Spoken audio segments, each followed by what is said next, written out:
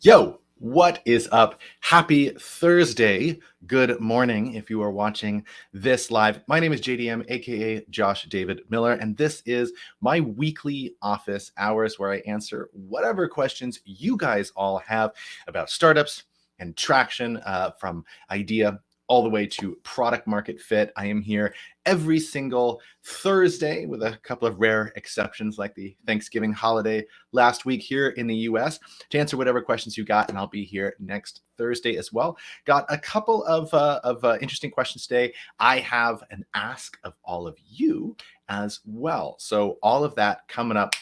Let's dive right in. So first things first, is a question from fan of the show, and the show is a fan of June as well.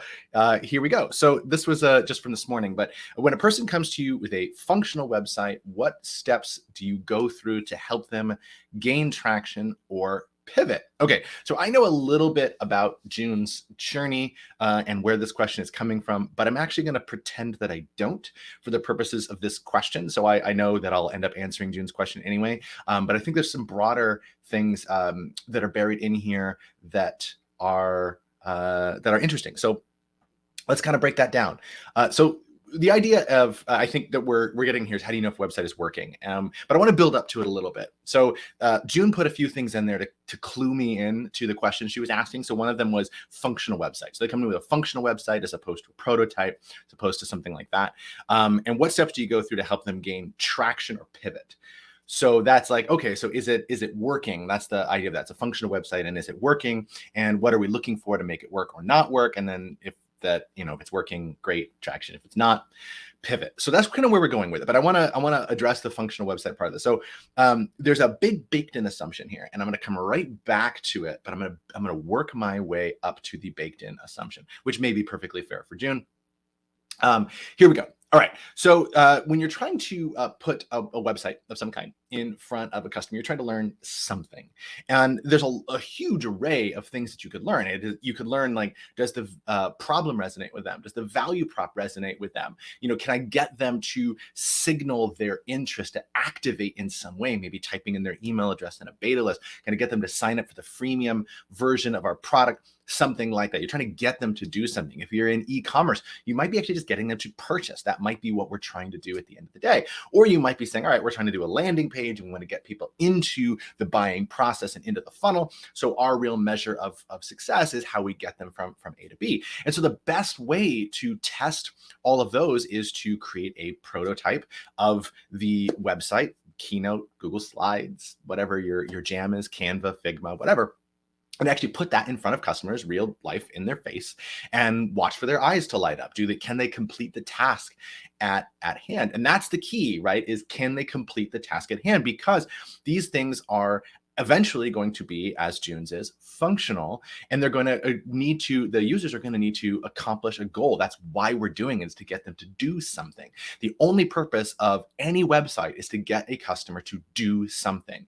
And this is a really big mistake we see in a lot of just general company websites. So maybe set SaaS aside for a second and take a service company, and their websites aren't meant to get anybody to do anything. Instead, they're installation art, right? They like show off the brand and they do all this, but they don't end up actually driving a user to do anything. And then it's like, what the hell is the point? Like, what are we doing here? If our only goal is to just show off our brand, it doesn't get us anything. Even if we're trying to do a website to support or reinforce a message that we're doing in another channel, like let's say predominantly we're doing relational sales, and so we already have a lead on the line and the website's like giving us legitimacy, right?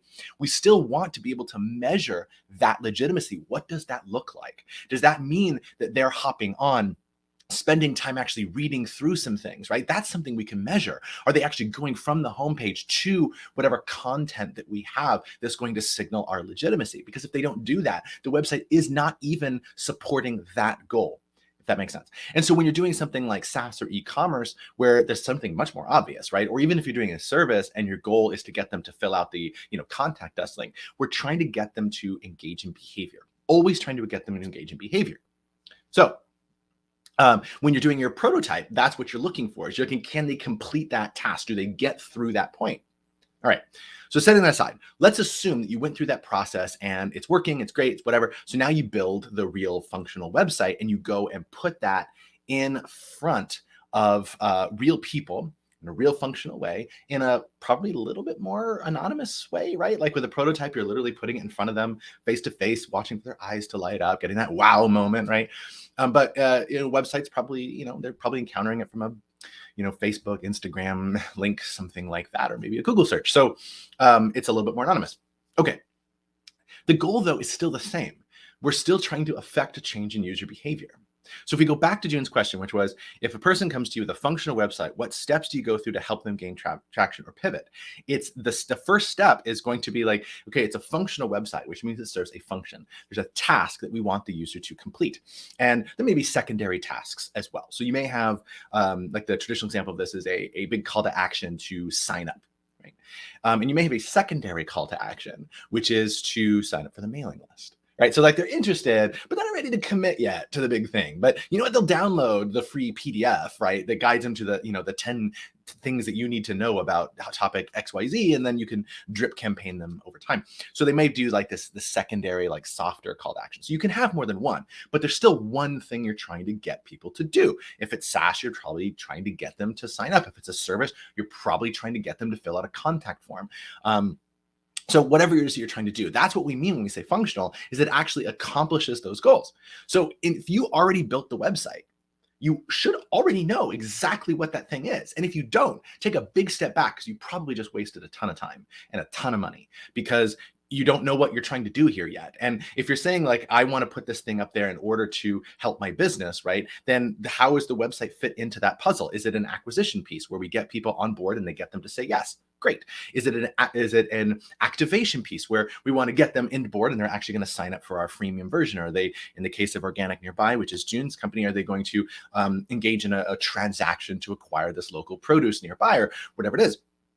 So we're getting them to do that. And there's a bunch of other examples of that as well, but it's going to be, how is it furthering that business end? And so you should have known that when you build it. So go right back to what was I trying to get people to do with this website that caused me to build it in the first place. And that's the very thing that we test. And so then you align your analytics toward that. And you could do that formally or informally. So here's a couple. I know I'm kind of vomiting a ton of information, so I apologize. I'm also talking quickly. I will say, like, minor confession here, right? I didn't want to come to you guys completely uncaffeinated. I've done that before. Those of you who've been with me for a little while, and you know that it doesn't always work out so well. So like rushed out, made sure I had my coffee. And it's like pouring down rain. I'm pointing out my window. It's like pouring down rain here. And so my shoes actually are a little bit wet at the moment. But I wanted to make sure I had coffee so I could really talk to you guys. And that's causing me to speak very fast. Strategic pause complete. So your analytics could look like a couple of different things. First, it could look like the literal analytics, right? You could be setting up, Google Analytics, or you could be doing something considerably more sophisticated, Mixpanel, or you could have a segment, sending data to multiple locations and doing all different kinds of sophisticated analysis depending on your stage. And maybe doing A/B testing or split testing, whatever term you want to use, to try to measure, does this work better than that? There could be all different kinds of literal ways that you use math to try to figure out, are people doing this? And if that's so, that's great. Here's a couple of examples. So one would be, I'm expecting to get X number of people land on the page. I'm expecting Y number of people to type in their email address and hit enter. Right? Could be something like that. And so if it does that, then what you're doing is setting up an experiment. And as you guys probably know, if anybody's paid attention to my channel for any length of time at all, you know that an experiment, when you go to do that, is an hypothesis, and a hypothesis is discrete, it's falsifiable, and it's precise. And so which means, in order to say, does this website work, right? In other words, am I gaining traction, or do I need to pivot? You're putting a number to that. You're saying that that whatever X is, right? We're not testing X, right? Because X is coming from Instagram, or it's coming from an email blast, or it's coming from SEO. That's a different experiment, right? But we're taking X as a variable. Of the X number of people who land on our site, our expectation is that our website will cause a conversion rate of Y%. And so therefore, X times Y% equals Z number of people who have actually typed in their email address. And so you get that math. So that's pure analytics. And so that's okay, great. So then you go and do this experiment, and it's time bound as well, because again, precise. And you run that, and does it work or does it not? And if it doesn't work, then you go, okay, let's hypothesize about why we didn't get Z email addresses. Instead of getting a Y% conversion rate on our email form, on our landing page, we ended up getting like half that. And so like that's not great, right? And so it's like, why? Was it because we had an audience problem, so that the actual traffic that we're getting in is wrong? Hopefully it's not that, because then you probably jump the gun and you're doing an experiment on the landing page when you should be still doing an experiment on getting the right audience. But that's a complicated thing, so we'll just set that aside. So then is it okay? Is it the messaging on the page? Is the problem statement resonating? Is the actual value proposition that we're giving resonating with people? Is the page structured well? Are we actually getting them to scroll? What other behavioral analytics can we surface to try to figure out what's happening? Right. And then you form an hypothesis, and then you tweak and you run another experiment. And so you just keep going through that process. And those are the little micro pivots along the way to figure out, is it accomplishing that goal that I set out at the start? Analytics. A completely different way to go about that is to treat it in a lot of ways like a functional or like a non-functional prototype, like a rapid prototype, or what the Google team it likes to call a pretotype. And the basic idea is, right, it's non-functional, it's Google size keynote, it's whatever. And you put that in front of somebody and its eyes light up, and that's what you're looking for. So you can do that with a functional one too. And you're asking them, okay, here you go, narrate out loud while you complete this task. So you said you wanted to find some produce nearby. You told me that's a pain. Here's a website. What I want you to do is to try to find some produce that interests you, and you put that in front of them and you have them narrate out loud. And so they're I'm just going to do it as if let's do it on my phone, right? So they go in here and they're like, okay, all right, okay, I see the page here. Oh, there's a little message hero at the top. All right, okay, I don't know what. Oh, there's a search box. I should probably, okay, let me search for tomatoes. I know it's the wrong season for tomatoes, but we're gonna search for tomatoes. Okay, so I search for tomatoes and enter. Okay, so I see there's actually a few producers who were offering. I feel really stupid about doing the tomato thing in December here in California, but whatever. Okay, but there's some tomatoes nearby. That's kind of cool, but it doesn't say like how nearby. I don't know where these guys are. I haven't heard of them, right? So as they're going through that process, they're telling you a ton of information. So they told you in this example that the hero wasn't clear, that the messaging that you had at the top page wasn't clear. They didn't get that they were supposed to do a search, right? So now you can tweak that. You can restructure some things at the top to try to drive people into the search. And then once I did the search, I gave you some information about what I was experiencing there that you can then use to tweak it again. So I said, I didn't know if any of these were nearby. Oh, well, that's interesting. Right? And I'm making this up because I know June, your website's probably not like this, but when I see this result, maybe I need to add a distance to me, like you have if you're on Google Shopping, right? It'll tell you how far away it is from you. So maybe I need to add something like that, or maybe I need to indicate which ones deliver or not. Tons of things like that. But you're going to get all that information just by having them attempt to complete the task on their own, but in front of you while they're narrating what's going on in their head. And then you can ask probing questions along the way to try to listen. So if you see a pause for a moment, you can say, what are you thinking about? Right? Like, or what's going through your mind right now? And you're just trying to get them to articulate all that. So even though it's a functional website, you're still getting this, you're doing this focus group style, but it's discovery conversations that you're getting with people, qualitative research that you can then use to create a more robust product that then you can feel better about doing that quantitative research with your analytics later on, right? So those are different ways that you can measure it. So it's a long way of saying that, like, if I rewind back up, and let's throw the question on the screen again for a second. So the question was, when a person comes to you, with a functional website, what steps do you go through to help them gain traction or pivot? Which I'm interpreting as, how do you know if a website is working? So you go right back to, I had a goal. That's the reason I built the damn page in the first place. So the success is that people accomplish that goal. That if I give it traffic, people will accomplish that goal. So then I set up an experiment somehow, whether it's a face-to-face prototype or it's or it's just through analytics getting sufficient traffic to make that worthwhile. And then you see, do people accomplish the goal like I think they will? If you're doing qualitative, you're getting a lot of just information along the way, a lot of that, again, qualitative information, just learning from people, getting stories in real time. Or you're doing analytics, you're getting quantitative data, and you're saying, I'm expecting, of the X people who land on the page, Y people to end up, or Y percent of people to do this, which leads to Z number of conversions, or whatever it is that your important metric is at the end. And you're looking for that. And if you don't get that, then you have to find an hypothesis for why, and then you have to go back and pivot.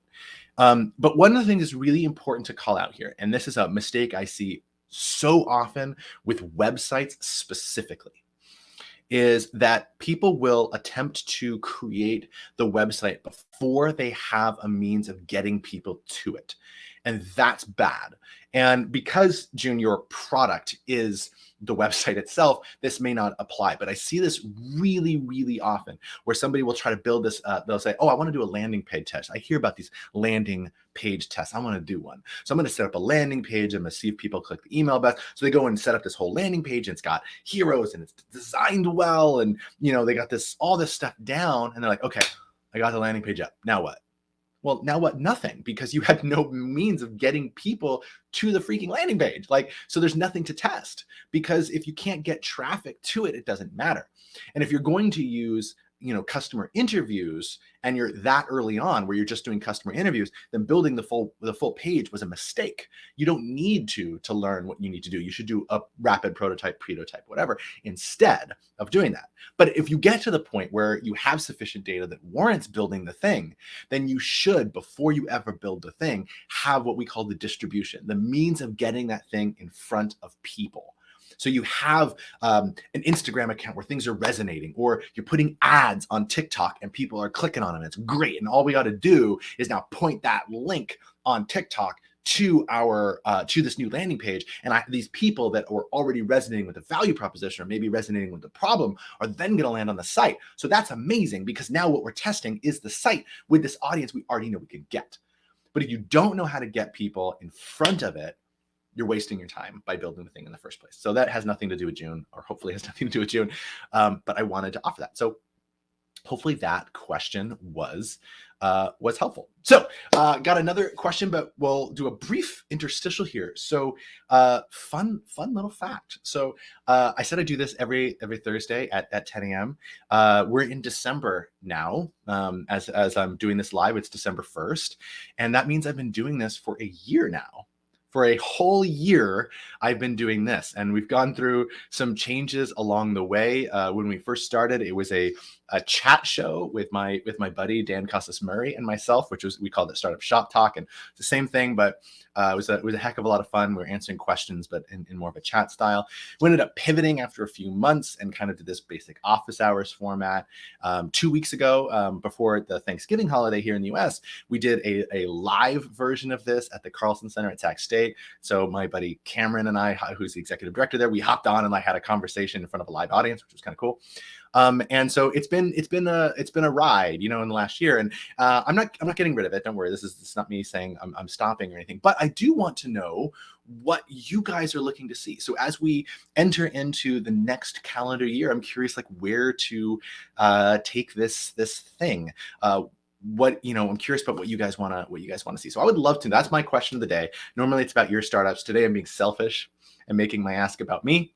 But I would love to know what you guys want to see from this. Do you want to see guests on it? Is that a thing more? Do you want some live teardowns, maybe with a founder on the air? Do we want to see more of the, in-person type hybrid shows like we did a couple weeks ago at the Carlson Center?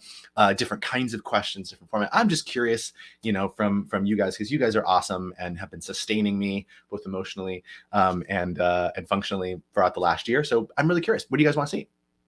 Yeah. That's it. Sufficient pause. Okay. So as always, if you do have any questions, you can send them in advance.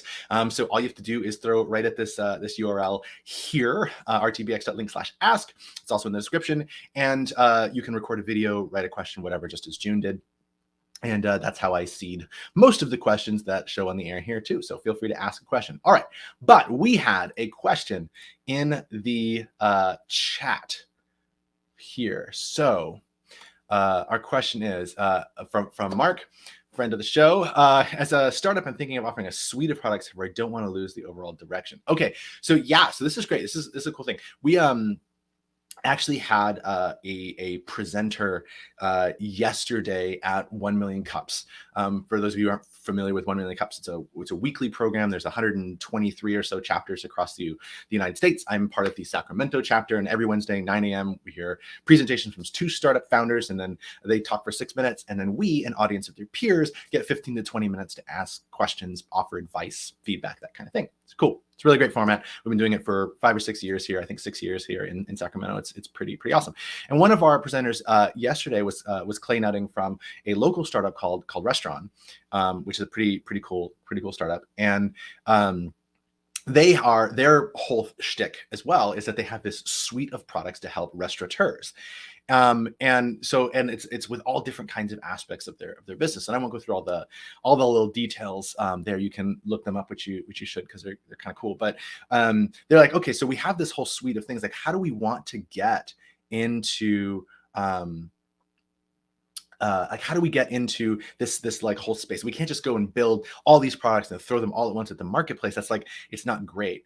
And so there's a couple of different ways to approach this. And so there's one of their ways is really great. And I'm going to give you another one that's unrelated. So Clay's way for Restaurant is like, they have this initial offering that they call Barker, but they have this initial offering that is really appealing to restaurants for a number of reasons. For one, it doesn't really cost them anything up front. So the barrier to entry is pretty low. So you can get more restaurateurs on board. And then once you also have that, then you can also start to deliver value in there, while at the same time, they're building community of foodies, of people who go to those restaurants. So they're getting the appeal from essentially like 2 sides of this market in a way that has pretty low barrier to entry. That's a great way to go to market. Right? It's what we call go-to-market strategy, or GTM strategy. So it's a great way to go to market. And then now, once they have these on there, then they can start plugging in all these other things, which is how they're really going to make most of their money, or how they're really going to scale kind of large. So that's one way to do it, is to say like, okay, we have this whole suite of products, and the way that we want to go to market is by taking the problem that is either the hardest, most severe, most urgent, hopefully all of those things,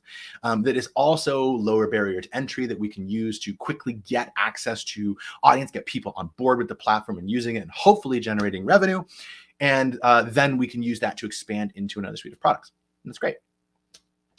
So that's one. And then you're not losing direction, because what you're doing is saying our goal is like our BHAG, the direction we're going is in this suite of products that we think are going to work really great together. But we have a really well-defined path of how we go from where we are, which is 0, to there, which is definitely not 0, right? So that's one way. Another way is there tends to be, and I want to see if since this obviously came up live here, I haven't had a chance to process this. So forgive this probably for being a little bit messy, but I do hear a lot of startups, and this doesn't necessarily sound like you, Mark, but like I hear a lot of startups who say that like, oh no, the thing's only valuable when you have to do all 5 of these things, and that's when it becomes valuable for people. And that's when I actually think most founders in that case are deluding themselves. And there's two problems with this. So one is that I don't know how you know that. Right. If you go up and say, all right, I have a problem, I'm the Uber for this, right? It's pretty clear what you're doing, and it's pretty easy to measure value. And it's pretty easy to see what's resonating with somebody at one part or another, right? When you start getting into, well, it's all these 5 things, you've really muddied the water, and it starts getting really difficult to understand what signals are you actually getting from people. And is it a question of like, does this work? Okay, what if I had this? What if I had that? And what if I had that? What if oh, now you're saying yes. And it's like, were they really that interested in the first place? I don't know. And there are exceptions to this, but I start getting really skeptical about the actual validation behind that kind of robust product suite if it was all required in order to deliver value. So I just have some skepticism for that. And again, that doesn't sound like necessarily what you're doing here, but I want to offer that is that if we're only saying it's valuable in bulk, I actually think that's either wrong, or you just don't have the data yet to show what that means. So I just get a little concerned about that. And so again, it's about where do we find the biggest pain amongst those customers, and how do we kind of get in there? And there's another way that this kind of suite of products that only works in aggregate is dangerous. And that's just, we talk about a lot on the venture capital side of, when we look at, okay, is this company fundable or is this company not fundable? And one of the ways that we look at that is the how big can this get? Is what kind of scale do we have here? And so we have this little analogy, this little metaphor that we use where we talk about, is this a feature? Is this a product? Or is this a business? And there's a subtle distinction between those three things. So a business is what we're after. If you want to put your early money into a company, you want it to be able to grow exponentially. You want it to be massive, huge TAM, total addressable market, big market you can go after. And so, and that means that you're going to want to be able to get into the market, serve multiple customers, hopefully, probably in multiple ways, hopefully, and that's going to lead you to a bigger thing. You still have a way of getting in there, but like you're going to end up serving all this stuff because of this business. One step shy of that is where instead of building this business, you have a product. So it's like almost like a one-trick pony, like it's a product, it's valuable, it's a thing, it does it all on its own. But it's going to serve one customer, or it's going to serve a suite of customers, and there's really nothing to do beyond, like, the whole business, whole vision that you have is just this one little product that you're offering. And so it's just not as valuable as you can see from a business where you could serve multiple customers in multiple ways.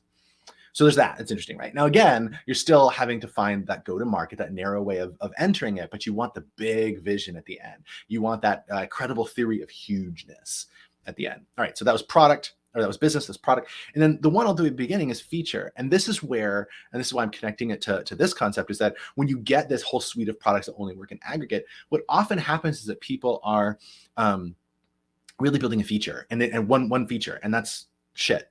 And here's what I mean, and here's why. So one of the ways that this happens is you get like, well, there's like 10 different tools out there right now, and people can use all of them, but they're not really integrated. So we're going to build this whole suite of tools to integrate them together. And so it's like, okay, so really your competitive differentiation was a feature called integration. That was what your business was around. And if there become other ways to solve that integration, or if any of the competitors in that space start to get integration, or if anybody's after the integration there, then you're getting this thing that's not very defensible and ends up being super fragile, because all you were offering was the ability to integrate. And like, that's not super interesting from an investment standpoint at the end of the day, because it's so narrow and it's so small and it's just not very defensible either. And so when you see these big suites of products, that's often what I'm seeing, is that like there's a competition for all of them, but it's like, oh no, we want to combine them together. And I'm giving, basically all we're offering at the end of the day is a dashboard, right? Because you can still do this at the 5 different sites right now. It's just, there's no dashboard for it all together. And so then does that make sense? That you're kind of just building a feature instead of building a product, let alone building a business. So those can be really dangerous. But so I apologize. I know that was a little messy, but winding back to the question here. So if you don't want to lose direction, you want to offer a suite of products, keep in mind, like, you want to find the one product that's going to be your strongest go-to-market. That's oftentimes following the pattern of what's the most severe pain, what's the most urgent pain, what's the lowest barrier to entry to get people in. That also hopefully is validating the cost side of things as well. So it's getting them to fork over some cash, maybe strategically and at the appropriate times, but it's starting to get that to capture value as well. So you can create value in a severe and urgent problem that has a low barrier to entry to get them in, but then you're also capturing some value in return at the end of the day. And then you go to market to go after the big thing. So that's sort of what we're going after there. And you are welcome, good sir. Okay. Cool. So there were a couple of little suggestions and comments in here for my question of the day. I'm gonna go through some of those in a bit on my own. However, just to answer the questions that came through from that. So June, what communities do you want to address with your expertise? Well, so I focus principally on the idea all the way to Series A, roughly speaking, or idea to early scale. So that's kind of that's my wheelhouse. Most of my, like, if I'll be completely transparent, most of my money that I make comes from the seed to Series A stage. So they have product, they have customer, there's some early traction, but it's not there yet. They're not ready to scale. And then getting them from that point to the point where they can, like say raise a Series A round or have sufficient revenue to actually start scaling the idea. So I make most of my revenue there. But I do a lot, as all this audience knows, I do a lot in that pre-seed stage 2, from idea all the way up to the point where they're capturing something. And so this serves, that whole range, but it skews a little bit, probably somewhere between idea and like halfway between seed and series A for this thing. That doesn't mean it has to stay that way, but that was sort of my vision of it. So these are like first time entrepreneurs looking to build a scalable business of some kind, and they're not ready for scale yet, you know. Or they may not have started at all. And you also asked, what do I want to accomplish with the show? So just honestly, it's audience. This is just about building relationships with people and getting some trust and having some audience. That's really all I'm looking for here. So cool. Lastly, couple of things. So we are heading toward the end of the year. So there's going to be some new stuff next year. I got new cohort programs coming up. The dates are all TBD, but I do have new cohort programs coming up, all different kinds of fun new things for the new year that will be announced in due time. And I want to make sure that you guys are all on board with that. Of course, I'll talk about them here on the show, but it's great. I rarely ever do this. I'm gonna take the opportunity in a moment to plug my newsletter. So it's a weekly newsletter. When I'm on top of things, it's a weekly newsletter that contains one little tip or trick that's actionable that you put into practice right away to help you find traction. That's it. This week, I'm going to be sending out 5 stories of different ways that companies that I've interacted with within the past 2 months who have gone from idea to revenue in 24 hours. And you can do it too. So really diverse businesses. So I think that'll be super interesting for you guys. But then also, this is how you can get kind of notified of any of the upcoming cool shit that I'm hoping to offer next year. And so to kind of wind things down again, thanks you guys so much for joining me today. I'm curious for 2023, for year number 2 of the show, what you guys want to see. What have you found interesting this year? You know, if you've been watching for a while, you know, what are the kinds of questions that you have? What are the categories? Are there format things you can do kind of just up here solo most of the time? So it could be cool to do some other stuff. But this is all about you guys. It's all about how I can serve you better. So with that, I'm going to end it. I will see you guys on December 8th. Again, 10 a.m. Pacific live, or feel free to watch the broadcast afterward. So with that, I conclude it. Thank you. Have a fantastic rest of your week, and I will see you guys